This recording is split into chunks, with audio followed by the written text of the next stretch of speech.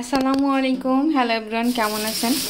আজকে আমি দেখাই কি নিয়ে আসছে। এটা মুরগি, এটা হচ্ছে দেশি মুরগি, বুঝছেন? এই দেশি মুরগি রান্না করব, সাথে হচ্ছে ছিটা রুটি বানাবো। তো মুরগি তো ক্লিন করে আনছে, এখন হচ্ছে এটা হচ্ছে কাটার পালা, এখন কাটবো। ঠিক আছে, চলেন মুরগিগুলো আগে কেটে নিই। তো আমি কিন্তু বটি টটি নিয়ে একদম রেডি মুরগি কাটার জন্য। প্রথমে যে মুরগির পাটা কেটে নিই সুন্দর করে।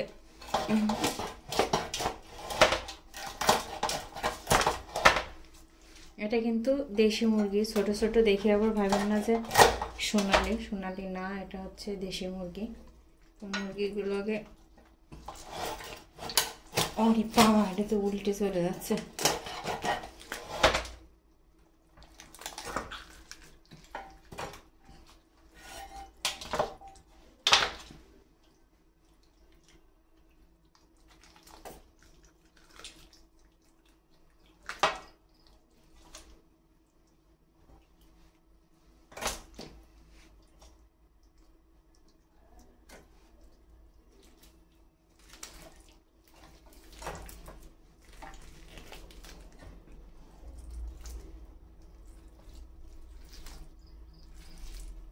মুরগি কাটা একটা ঝামেলার বিষয়, ভালো লাগে না আমার। আর এখন না নিয়ে আসছে, এখন কিন্তু সন্ধ্যার টাইম, আর এখন এইভাবে তো আসলে ফ্রিজে রেখে দেওয়াও সম্ভব না, নানিও নাই, যার জন্য এখন বাধ্যতামূলক আমারই কাটতে হচ্ছে, কিছু করার নাই।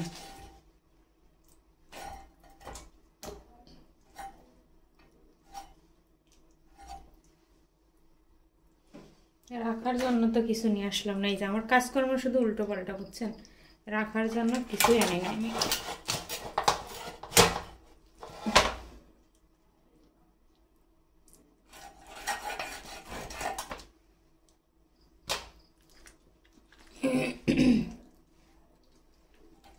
যত সব উল্টো পাল্টা কাজ, আর উল্টে যাস না ভাই তোরা, এটা উল্টে গেলে তো হবে না।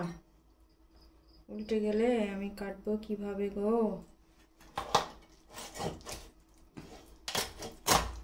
এভাবে রেখে দিই আর কি।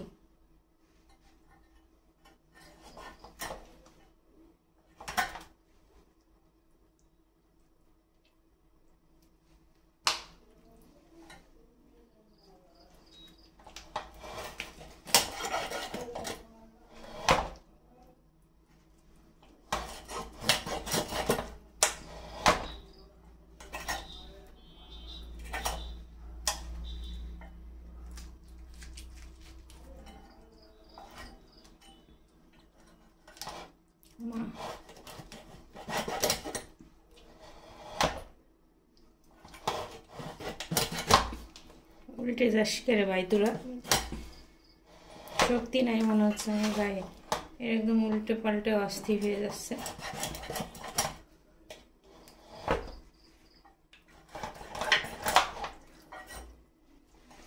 আসলে এই সবগুলো মুরগি আমি ক্যামেরাটা অফ করে দিই না, কি বলেন তো?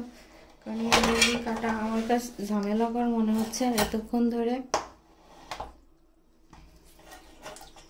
ভিডিও করে।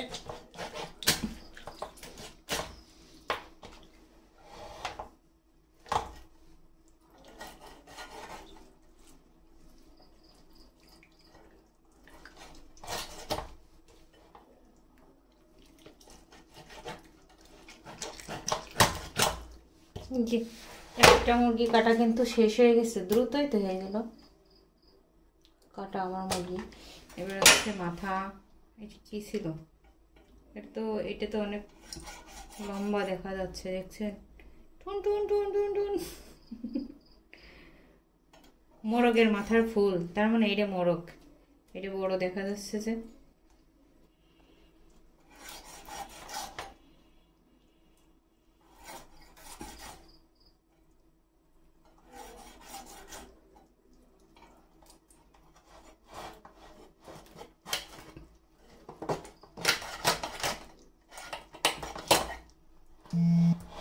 একটা কিন্তু আমার কাটা শেষ হয়ে গেছে।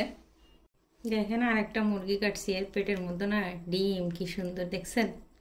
এই ডিম পাড়া মুরগি, এটা ওটা মোরগ ছিল আগেরটা, আর এটা হচ্ছে মুরগি, ডিম পাড়া মুরগি।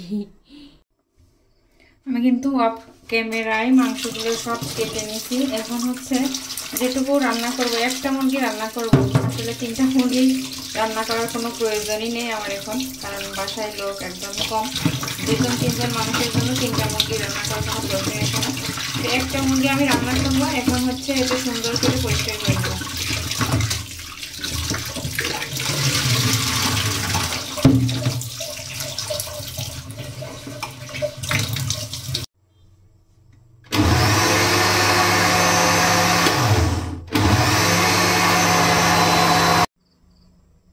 মশলাপাতি কিন্তু আমি ব্লেন্ড করে নিচ্ছি সবকিছু। এখন হচ্ছে এই যে তেলটা দিয়ে দিলাম।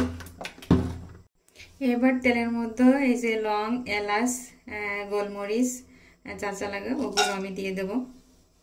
এবার দেব আদা, রসুন, পেঁয়াজ, কাঁচামরিচ, টমেটো ব্লেন্ড করছি, দেখেনি তো, ওটা দিয়ে দেবো এর মধ্যে।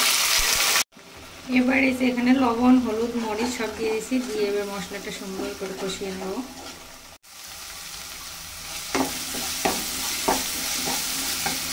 মশলাটা কিন্তু কষানো হয়ে গেছে, এবার মাংস দিয়ে দিলাম, সুন্দর করে একটু নেড়ে দেব।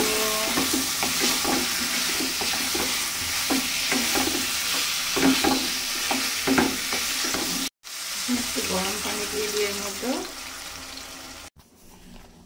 আর এই যে বললাম না সিটা রুটি বানাবো, মুরগির মাংস সিটা রুটি বানানোর জন্য আমি কিন্তু এখানে এই যে চাউলের গুঁড়ি গরম পানি দিয়ে, লবণ দিয়ে আর হালকা একটু ময়দা দিয়ে এটা এই যে এভাবে করে নিছি। এখন চলেন বানাই এটা দিয়ে। আর রুটিটা বানানোর জন্য দেখেন আমি একটা মেরিন্ডার বোতল নিয়েছি, আর মুখগুলো সুন্দর করে পিন দিয়ে ছিদ্র ছিদ্র করে নিচ্ছি। এইটা দিয়ে আমি এই যে এখানে ফ্রাই প্যানটা আমি অলরেডি দিয়ে দিছি, এর মধ্যে এখন একটু তেল ব্রাশ করে তারপর হচ্ছে ওটা দিয়ে দেবো। দেখেন এই তেল দিচ্ছি আমি। আমার না কেমন যেন ভয় ভয় লাগতেছে, আদৌ এটি ঠিকঠাক মতো হবে কিনা আমার জানা নেই। আমি টিস্যু দিয়ে সুন্দর করে এর ভিতর দিয়ে দিচ্ছি। অনেকদিন পর এটা ট্রাই করতে যাচ্ছি। তেলটা কিন্তু একদম গরম হয়ে গেছে, জানি না কি হবে, বিসমিল্লাহ বলে ট্রাই করি। আমার তো বের হয় না, আল্লাহ। তার মানে সিদ্ধ করে প্রথম যেটা দিছি হয় নাই, নেক্সট আবার ট্রাই করতেছি, এবার কেউ জানি না, এটা মনে হচ্ছে হবে। আল্লাহ, এই তো হচ্ছে, সুন্দর হয়ে গেছে, দেখছেন? এটা একদম পারফেক্ট হয়েছে। ওই ছিদ্রটা একদম এই পিন যেটা দিছিলাম ওটা একদম ছোট ছোট। তো দেখেন আমার সিটারটা কিন্তু হয়ে গেছে। এত সুন্দর হবে আসলে আমি নিজেও ভাবতে পারি নাই। আর এই যে এই পাশে আরো একটা বানাইছি, তাইলে এত সুন্দর যেহেতু সিটা রুটি বানাইতে পারতেছি, এবার আমিও তাহলে একটা হাঁসের মাংস সিটা রুটির দোকান দিয়ে দিই, কি বলেন আপনারা, বলেন তো?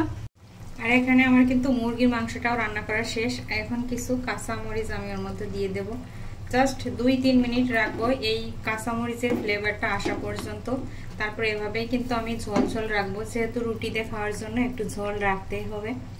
তো এই তো আমার সিটা রুটি আর মুরগির মাংস রান্না শেষ। তো এই যে ফাইনালি আমার দেশি মুরগির মাংস আর হচ্ছে সিটা রুটি তৈরি হয়ে গেছে। এই হলো আমাদের আজকের খাবার। তো আজকের ভিডিও এই পর্যন্ত। সবাই ভালো থাকবেন, সুস্থ থাকবেন, আল্লাহ হাফেজ।